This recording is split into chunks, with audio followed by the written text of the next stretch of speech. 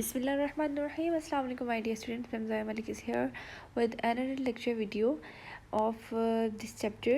So basically, students, this is our last lecture of this chapter, chapter number 4, electrochemistry, class 10. And before starting lecture मैं आपको ये बताना चाहूँगी कि मैंने आपकी फिजिबिलिटी के लिए इस चैप्टर के एसएलओ बेस्ड क्वेश्चंस बना दिए। मेरे सारे लेक्चर इंशाल्लाह एसएलओ बेस्ड क्वेश्चन पे होंगे, ठीक है। आपको साथ नोट्स भी प्रोवाइड करूँगी। सो इससे आपको अच्छे से टॉपिक समझ भी आ जाएगा और आपको ये भी पता चल जाएगा कि आपके एग्ज़ाम्स में कैसे क्वेश्चंस अपेयर हो सकते हैं। ओके स्टूडेंट्स, और question number 21 is describe galvanic cell or Daniell cell in detail. Now you have to give the answer of this question कि galvanic cell क्या होता है। इसका दूसरा नाम Daniell cell भी है और इसको voltaic cell भी बोला जाता है, ठीक है। अभी तक हमने जितने लेक्चर्स मैंने आपको इस चैप्टर के डिलीवर किए हैं उसके अंदर हमने जो इलेक्ट्रोलिटिक सेल को पढ़ा था, जिसके अंदर हम बेसिकली एक नॉन स्पॉन्टेनियस रिएक्शन परफॉर्म कर रहे थे, ठीक है। नॉन स्पॉन्टेनियस रिएक्शन मीन्स वो रिएक्शन थे जो खुद ब खुद नहीं होते थे, हमें बाहर से एक्सटर्नल फैक्टर रिक्वायर्ड होता था उसको प्रोसीड करने के लिए, ठीक है। और वो जो थे उसमें ऐसा होता था कि हम इलेक्ट्रिकल एनर्जी को केमिकल एनर्जी में कन्वर्ट कर रहे थे। सो बेसिकली ये वाला सेल उसके ऑपोजिट है। So first of all you have to learn the definition. The cell which converts chemical energy into electrical energy is called galvanic cell. तो अब बेसिकली स्टूडेंट्स ये वो केमिकल सेल है, ये वो सेल है जिसमें आप केमिकल एनर्जी प्रोवाइड करते हैं और इस केमिकल एनर्जी से रिजल्टेंटली आपके पास इलेक्ट्रिकल एनर्जी आएगी, that is called galvanic cell, ठीक है। And it involves a spontaneous redox reaction. Spontaneous means ये खुद ब खुद होगा। मैंने आपको एग्जांपल स्टार्टिंग के भी फर्स्ट लेक्चर में दी थी कि आपने जैसे फॉर एग्जांपल एक पेन को हैंड में पकड़ा फिर उसका आपने छोड़ा है, थ्रो किया, तो वो ऑटोमेटिकली आपके फ्लोर पे गिरेगा। So this is a spontaneous reaction, ठीक है। और रिडॉक्स रिएक्शन मीन्स वो रिएक्शन जिसके अंदर ऑक्सीडेशन भी होती है और रिडक्शन भी, दोनों साइड बाय साइड होती हैं, ठीक है। So it is also called voltaic cell भी से बोला जाता है। Let's move towards construction. तो इसके अंदर बेसिकली आपके पास एक जिंक बार होता है, दो इलेक्ट्रोड्स होते हैं, एक जिंक का बना होता है और एक कॉपर का बना होता है, ठीक है। जिंक का जो आपके पास बार है या इलेक्ट्रोड है वो डिप होता है जिंक सल्फेट सोल्यूशन के अंदर, ठीक है। मैं आपको डायग्राम भी अभी दिखाऊंगी। जिंक का जो इलेक्ट्रोड है वो डिप है into zinc sulphate solution and जो कॉपर इलेक्ट्रोड है आपका वो डिप है इनटू कॉपर सल्फेट सोल्यूशन और आप एक वोल्ट मीटर से करंट को मेजर कर रहे हैं। अच्छा जी, उसके बाद आपके पास एक सॉल्ट ब्रिज है जिसके अंदर एक इनर्ट इलेक्ट्रोलाइट होता है, ठीक है, जिसे आप KCl भी बोलते हैं। KCl भी इसके अंदर पोटेशियम क्लोराइड ऐड होता है, जो कि वो सॉल्ट ब्रिज इन्वर्टेड होता है, यू शेप में होता है और वो इन्वर्ट उल्टा करके पड़ा होता है बिटवीन टू सेल्स, ठीक है। बेसिकली ये कनेक्शन बना रहा होता है between your first half cell and next half cell. ये मैं आपको डायग्राम में दिखाती हूँ। ये देखिए, ये आपके सामने एक साइड पे एक सेल बना हुआ है और ये दूसरा सेल आपके पास सामने है, ठीक है। और इसका जो लिंक कर रहा है वो एक ब्रिज कर रहा है, ठीक है। ये एक ब्रिज मैं आपको थोड़ा सा यहाँ पे हाईलाइट करके बताती हूँ।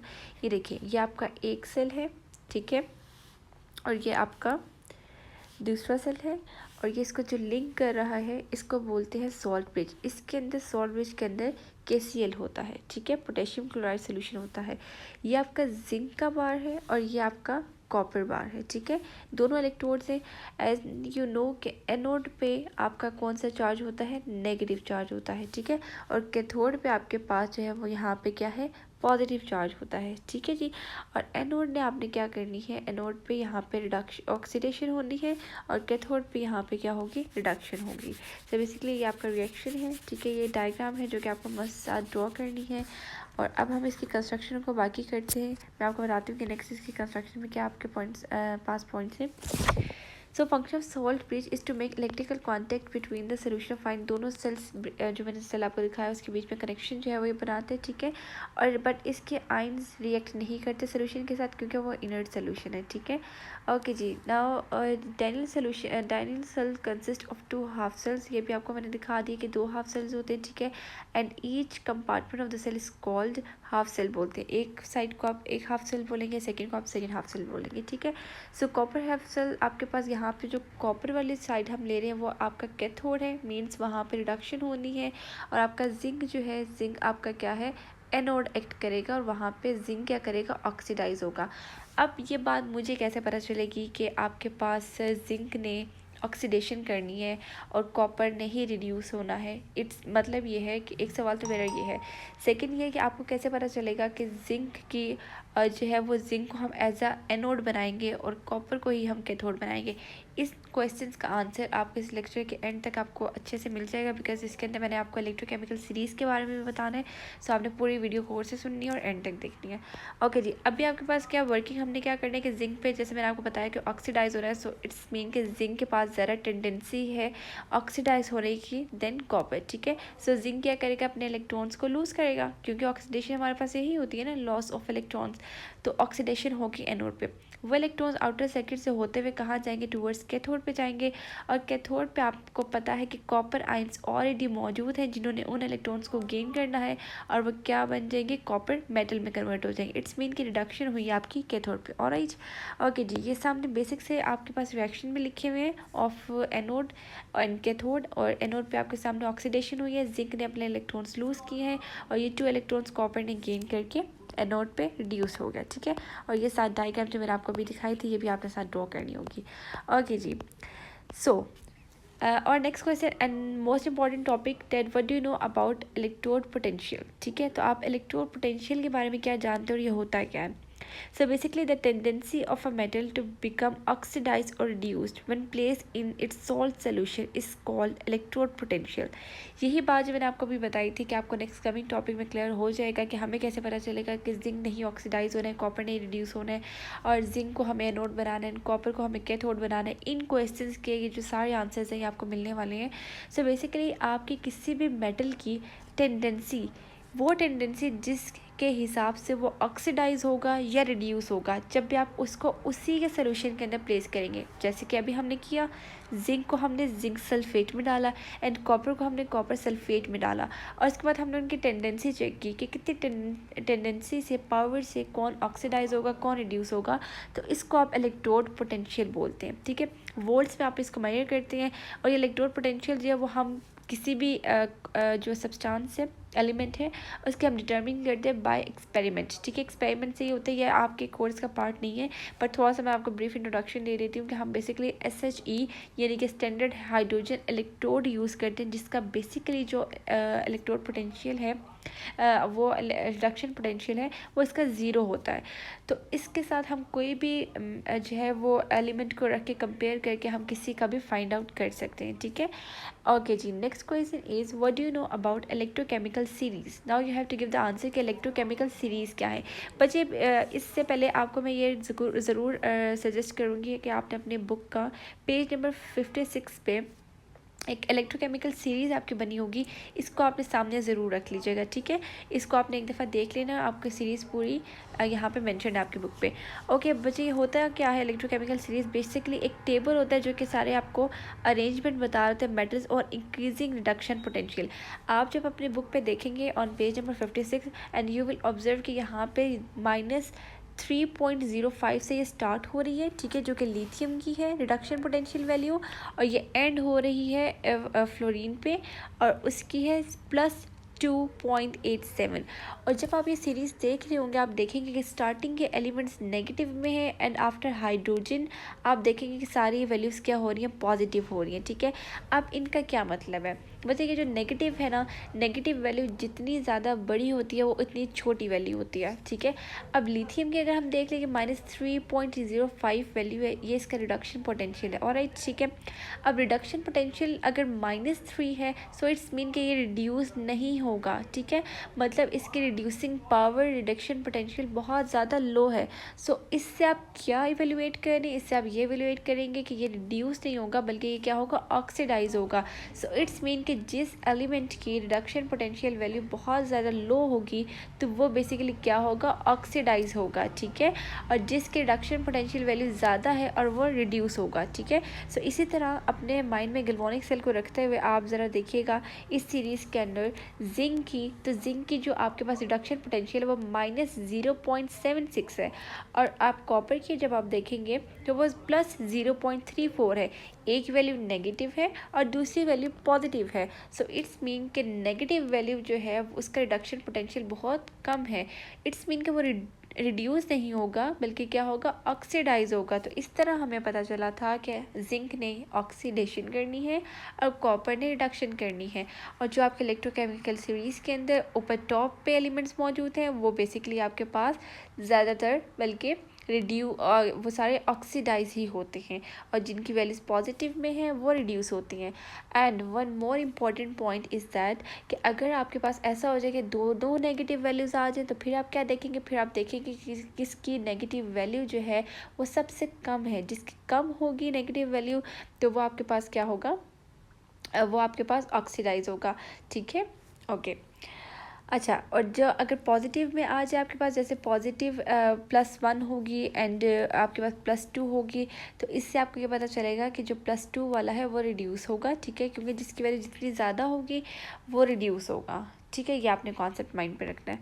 ओके जी, so a table showing, question पे आते हैं वापस से। A table showing the arrangement of metals based on increasing reduction potential is called electrochemical series. ठीक है, तो वो टेबल जो आपको एक अरेंजमेंट बता रहे हैं इंक्रीजिंग रिडक्शन पोटेंशियल की बेस पे जो बना हुआ है, इसको आप इलेक्ट्रोकेमिकल सीरीज कहते हैं। मैंने आपको बताया कि आप अपने बुक का टेबल भी देख लीजिएगा। ठीक है, it has a metal higher in the series has lower value of reduction potential. ये भी मैंने आपको क्लियर कर, जो मेटल ऊपर टॉप पे है इनका रिडक्शन पोटेंशियल आप देख रहे हैं बहुत ज़्यादा कम है। So it has tendency to lose electron. तो ये रिडक्शन पोटेंशियल बेसिकली ये है कि उसने रिड्यूस होना है। ठीक है, यानी कि वो मेटल गेन करे, बट जिनकी रिडक्शन पोटेंशियल वैल्यू बहुत कम है, सो इट्स मीन वो रिड्यूस नहीं होंगे बल्कि वो क्या करेंगे, अपना इलेक्ट्रॉन लूज करेंगे, यानी कि वो ऑक्सीडाइज होंगे। Right, so in voltaic cell electrode with lower value of reduction potential act as anode. ठीक है, अब जिनकी लोअर रिडक्शन पोटेंशियल वैल्यू होगी, कम होगी, वो एनोड एक्ट करेंगे, और जिनकी हाई रिडक्शन पोटेंशियल वैल्यू होगी वो एज ए कैथोड बनेंगे। सो जो एनोड बनेंगे उस पर ऑब्वियसली आपके पास ऑक्सीडेशन होनी है और कैथोड पे आपके पास रिडक्शन होनी है। होपफुली आपको समझ आ गया होगा। Okay, let's move towards next question. How electrochemical series help us to predict which substance will form at the electrode during electrolysis. So this is the best question, इससे आपकी अंडरस्टैंडिंग और बेटर हो जाएगी। और मैंने प्रीवियस लेक्चर्स के ही examples को यहाँ पे यूटिलाइज़ किया है ताकि आपको प्रीवियस अगर आपने मेरे लेक्चर्स सुने होंगे तो आपको कंटिन्यूटी आपने अपनी मेंटेन करनी है, तो आपको बहुत ज़्यादा ही ईजी होगा समझना। ओके जी, सो हाउ इलेक्ट्रोकेमिकल सीरीज़ हमें कैसे हेल्प करती है कि हम ये बता सकें कि आपके इलेक्ट्रोड्स पे यानी कि इलेक्ट्रोलाइसिस पे कौन से सब्सटेंसेस फॉर्म हो रहे हैं। आपको देखा होगा डिफरेंट, हमने इलेक्ट्रोलिटिक सेल्स पढ़े थे, उसमें हमने देखा था कि कहीं पे सोडियम मेटल बना था, कहीं पे ऑक्सीजन गैस बनी थी, कहीं पे हाइड्रोजन गैस बनी थी। ठीक है, कहीं पे आपके पास जो है वो इस तरह करके क्लोरीन गैस बनी थी। सो डिफरेंट सब्सटेंसेस आपके पास आ रही हैं। ये हमें कैसे पता चलेगा कि आपके पास कौन सा सब्सटेंस आएगा। सो वो इस तरह होता है आपके पास कि एट द कैथोड यानी कि नेगेटिव इलेक्ट्रोड क्या होता है, positive ion will gain electrode. ठीक है, ऐसे ही है कि पॉजिटिव आयन जो है वो इलेक्ट्रॉन गेन करते हैं। The ion lower in electrochemical series will reduce. अब जितने नीचे नीचे इलेक्ट्रोकेमिकल सीरीज में जो है ना आपके पास, वो क्या करेंगे, वो रिड्यूस होंगे। यहाँ पे मैं आपसे एक क्वेश्चन में पूछना चाहूँगी, आपने इसका आंसर मुझे कमेंट सेक्शन में ज़रूर देना है। ठीक है, कि आपके पास एक जो है वो है क्लोरीन, ठीक है, जिसका रिडक्शन पोटेंशियल है +1.36। ठीक है, और एक है आपके पास टिन का है -0.14। सो आपने मुझे बताना है इसमें से कैथोड कौन सा बनेगा और एनोड कौन सा बनेगा। ऑलराइट, ओके जी। नेक्स्ट है आपके पास example, if the solution contain sodium ions and hydrogen ions, hydrogen gas will form. अब हाइड्रोजन गैस क्यों बन रही है, क्योंकि वो सोडियम से चे है, लोअर है, तो वो रिड्यूस होगी, और जो चीज़ रिड्यूस होगी वो बन जाएगी। ठीक है जी, ओके। नेक्स्ट है आपके पास कैथोड पे यहाँ पे आपके पास जो है वो कैथोड पे क्या होगा कि एट द एनोड, यहाँ पे एक एनोड का वर्ड आएगा, एट द एनोड। ठीक है, at the anode negative ions will lose electron, जैसे कि हेलाइड आइंस है आर डिस्चार्ज बिफोर हाइड्रोक्साइड। ठीक है, हेलाइड आइन जल्दी अपने इलेक्ट्रॉन को डिस्चार्ज कर देते हैं। ठीक है, सो यहाँ पे आपके पास ये एनोड के लिए होगा, जैसे कि आपने इलेक्ट्रोलाइसिस कराई थी कंसनट्रेटेड सोडियम क्लोराइड की। Next question is, in the electrolysis of dilute aqueous NaCl, OH ions are discharged instead of chloride ions even though chloride ions are in lower electrochemical series। Okay जी, आपके पास जब हमने dilute aqueous solution कराया तो OH ions discharge हो गए instead of chloride, कि क्लोराइड आइन को होना चाहिए था। ठीक है, बट यहाँ पे हो क्या गया, यहाँ पे ऑपोजिट हुआ। और इसका रीज़न क्या था। सो बेसिकली आपके पास सिर्फ ये नहीं होता कि इलेक्ट्रोकेमिकल सीरीज़ में टॉप पे कौन में है, बॉटम पे कौन है, इसमें एक दो रीजंस और भी हैं जो इसकी फॉर्मेशन को इफेक्ट करते हैं, और वो है concentration effect and over potential of chlorine gas. So concentration में मैटर करती है। अब बेसिकली आपके पास NaCl डाइल्यूट एक्वस सोल्यूशन है, ठीक है, dilute aqueous solution of NaCl means कि NaCl की कंसनट्रेशन आपके पास बहुत ज़्यादा लो है। सो इस वजह से यहाँ पे हाइड्रोक्साइड आयन की फॉर्मेशन हुई थी। ऑल्दो हाइड्रोक्साइड आयन्स जो हैं वो टॉप पे हैं क्लोरीन के कंपैरिजन में, क्लोरीन बॉटम में है, बेसिकली होना क्लोरीन को चाहिए था, बट हाइड्रोक्साइड के आयन्स ज़्यादा होने की वजह से वो उन्होंने अपने इलेक्ट्रॉन्स को डिस्चार्ज किया। एंड ओवर पोटेंशियल मीन्स कि आपको बहुत ज़्यादा एक्स्ट्रा वोल्टेज जो है वो रिक्वायर्ड होगी ऑक्सीडेशन करवाने के लिए क्लोराइड आयन्स को क्लोरीन में, सो दैट्स वाई, ठीक है। ओके जी, सो और next and last topic is briefly describe battery as source of electrical energy, ठीक है। आपके पास जो बैटरी होती है वो आपके सोर्स इलेक्ट्रिकल एनर्जी का आपको एक्सप्लेन करना है। सो अब basically battery is a galvanic cell और group of galvanic cell join in a series. जब आप बहुत ज़्यादा गैल्वेनिक सेल्स को कलेक्ट कर लेते हैं, ज्वाइन कर लेते हैं, सीरीज बना लेते हैं, तो वो आपके पास क्या बन जाती है, एक बैटरी बन जाती है, और ये क्या करती है, इलेक्ट्रिक करंट को जनरेट करती है बाय रिडॉक्स रिएक्शन। और वर्किंग इसकी क्या है, one connected in a circuit its anode is oxidise होगा, इलेक्ट्रॉन लूज करेगा। जर्नली ये बात आपको अच्छे से समझ आ गई होगी कि एनोड ने क्या करना है, ऑक्सीडाइज करना है इलेक्ट्रॉन लूज करके, और ये इलेक्ट्रॉन्स आउटर सर्किट से फ्लो करेंगे टूवर्ड्स कैथोड और वहाँ पे जाके रिड्यूस हो जाएंगे। एग्जांपल्स आपके पास ड्राई सेल, स्टोरेज सेल, ये मर्क्यूरी सेल्स, बैटरीज, ठीक है। Okay, now next question is describe fuel cell and also pen down the advantages and disadvantages of fuel cell। पहले तो आपको बताना है कि फ्यूल सेल होता क्या है, और उसके फिर आपको बेनिफिट्स बताने हैं और हार्मफुल इफेक्ट्स बताने हैं।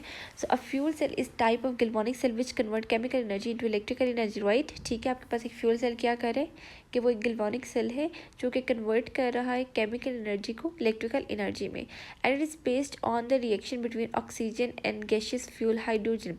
अब बेसिकली फ्यूल सेल के अंदर दो कंपाउंड्स, दो एलिमेंट्स रिएक्ट हो रहे होते हैं, एक है ऑक्सीजन और दूसरा है आपके पास हाइड्रोजन।